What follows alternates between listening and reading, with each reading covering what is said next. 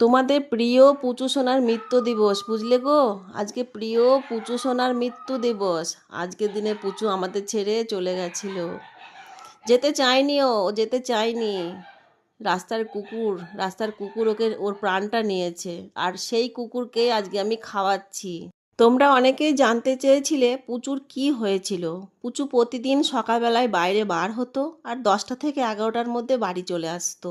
এটা তার প্রতিদিনের রুটিন ছিল। কিন্তু সেদিন আরও বাড়ি আসেনি। আমরা খুব খোঁজাখুঁজি করেছিলাম পুচু কোথায় গেল, বাড়ি আসছে না কেন। ভাবছি এই চলে আসবে, এই চলে আসবে।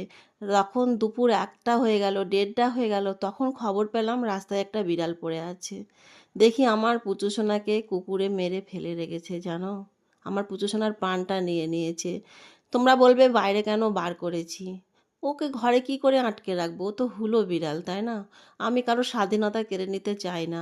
যাক, আমার পুচু চলে গেল। আমি পুচুর আত্মার শান্তি কামনা করি।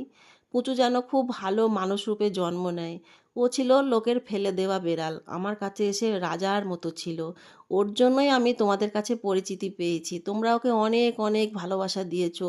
আমার পাড়ার লোক, আমার দেশের লোক প্রচুর ভালোবেসেছে। সবাই কুকুর বিড়াল পছন্দ করে না, কিন্তু আমার পুচু সোনাকে সবাই ভীষণ ভালোবাসতো।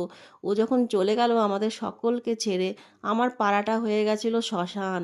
আমাদের পাড়ায় এমন কেউ নেই যে চোখের জল ফেলেনি। সত্যি, আমার পুচু সোনা আমার পরিচিতি দিয়েছে, তোমাদের ভালোবাসা পেয়েছে। তোমরা আশীর্বাদ করো ও যেন ভালো থাকে।